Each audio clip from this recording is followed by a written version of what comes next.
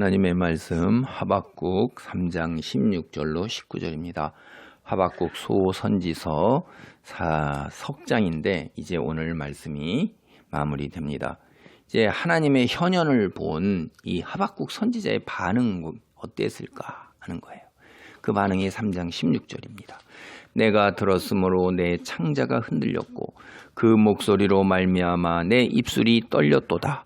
무리가 우리를 치러 올라오는 환난 날을 내가 기다림으로 썩이는 것이 내 뼈에 들어왔으며 내 몸은 내 처소에서 떨리는 도다. 하나님의 임재를 우리가 보면 3장 3절로부터 7절까지가 성경 전체에서 하나님의 임재에 대한 묘사를 그렇게 상세하게 해놓는 부분이라고 그랬어요. 그게 3인칭이에요. 3인칭. 그런데 이제 8절에서부터 15절까지가 이제 2인칭으로 변한 거예요. 하나님의 임재 모습. 그러다가 이제 1인칭이에요. 이제 나로 옮겨온 것입니다. 그가 환상으로 하나님의 임재와 종말에 이루어지는 하나님의 놀라운 그 현현으로 일어나는 모든 현상들을 환상으로 다 보았어요. 보고 난 다음에 있는 게 뭐예요? 두려움이에요. 두려움. 여러분, 우리는 죄인입니다. 육체를 지닌 죄인이에요. 하나님을 만날 때 우리가 두려움에 휩싸이면서 거의 죽음에 가까운 경험을 하게 되는 거예요. 이거 임재를 경험을 했다. 그래 놓고선 우리가 그 사람 살아가는 모습 속에서 하나도 변화된 모습을 보지 못한다면 그 사람은 거짓말을 하고 있는 것입니다. 여기도 보세요. 창자가 늘렸고 하나님의 목소리를 듣는데 입술이 막 떨리는 거예요. 너무나 큰 두려움이에요. 온 몸이 다 부들부들 떠는 거예요.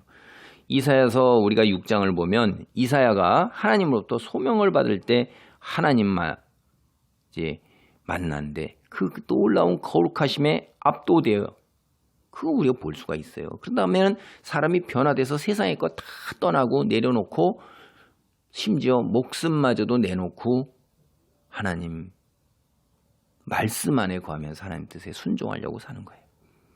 우리가 정말로 하나님을 만난 사람이라고 한다면 이 세상에서의 재물에 대한 욕심, 육체의 정욕에 대한 욕심, 이생의 자랑과 권세에 대한 욕심이 다 사라져요. 예수님처럼 그렇게 살아간다 이 말이에요. 사람들의 멸시하고 무시, 조롱 혹은 가난과 궁핍함 이런 거 다 넘어서요. 사도 바울처럼. 그런데 그런 것에서 삶이 부도덕하고 문란하고 우쭐거리고 이러면서 하나님 만났다 간증하고 하나님의 사람이라는 건 거짓인 겁니다. 분별력을 가지시기를 바랍니다. 나무는 열매를 보고 알 수가 있는 거예요.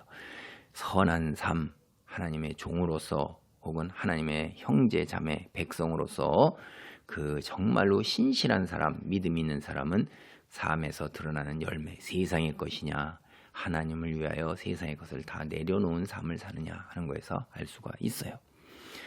이제 무리가 우리를 치러 올라오는 환난 날을 내가 기다림으로 썩이는 것이 내 뼈에 들어왔으며 내 몸은 처소에서 떨리는도다. 하박국이 남유다에서 활동을 하면서 예언을 했을 때 이 남유다 상류층의 악을 바벨론이라는 더 큰 악으로 심판하시고 그 바벨론마저 하나님이 큰 역사 속에서 심판하신다고 말씀을 하셨어요. 그래서 이제 남유다를 치러 올라오는 거예요. 바벨론이 멸망시키러. 그거를 우리 분 참 기가 막힌 거죠. 이렇게 볼 때 막 그냥 몸이 앞이 이루어질 것 나라가 민족이 멸망하고 포로로 끌려갈 것을 보는데 뼈가 녹아드는 거죠. 몸이 제 정상이 아니라는 거예요. 이제 3장 17절로 19절에 이래서 하박국 선지자는 하나님에 대한 더 큰 확신을 갖게 되고 하나님을 더욱 신뢰하게 되었어요.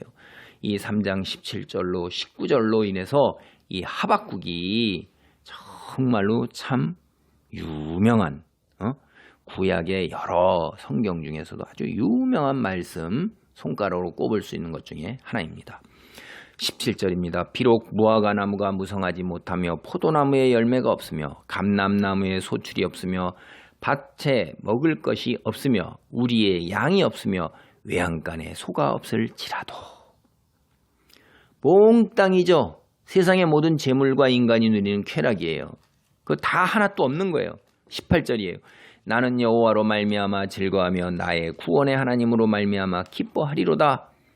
하나님 한 분을 믿었기 때문에 하나님 한 분을 믿는 그 믿음으로 기쁨으로 산다 이 말이에요. 평안 속에서 산다는 거예요. 삶이 궁핍해도 하나님을 신뢰하고 의지한다는 거예요. 이 확신에 찬 고백이 뭐예요?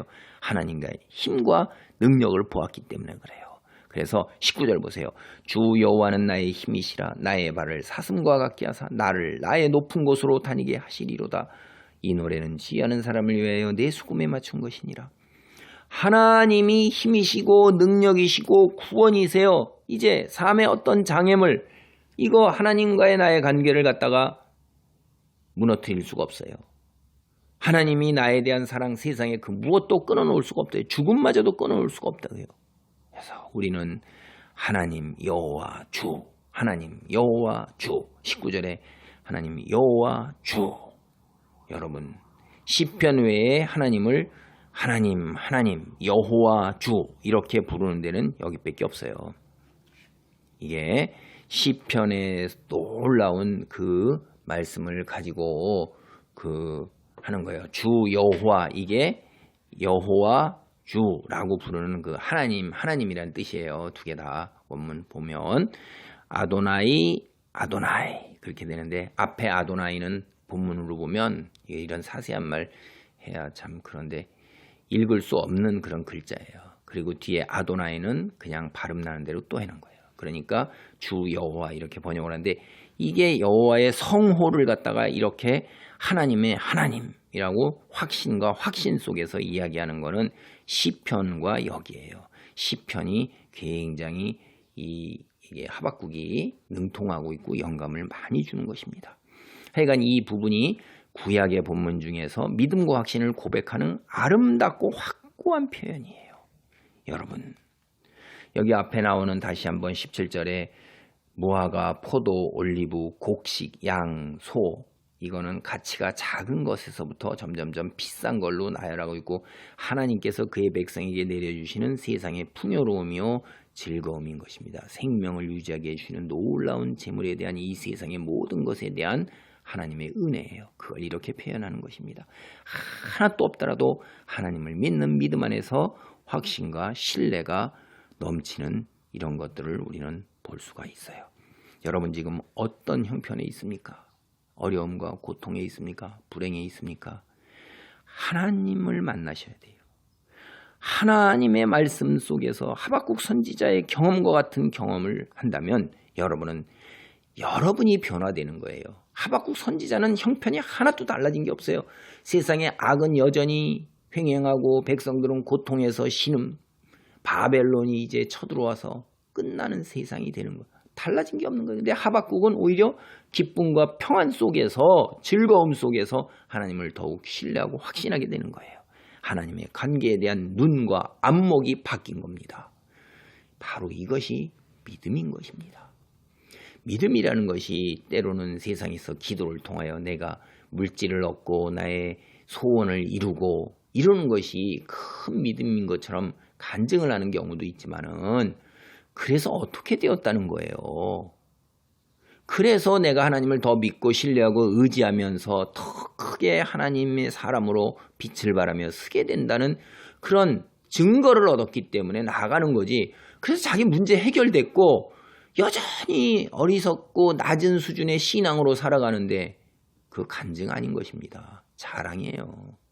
여러분, 하박국 선지자처럼 하나님에 대한 확신과 신뢰, 형편이 어떠한다 할지라도 없을지라도 나는 여호와로 말미암아 즐거워하며 나의 구원의 하나님으로 말미암아 기뻐하리로다. 이게 참된 믿음이고 성숙한 믿음이고 장성한 분량에 이르는 믿음인 것입니다. 이런 믿음의 자리에 있기를 간절히 축복합니다. 아멘.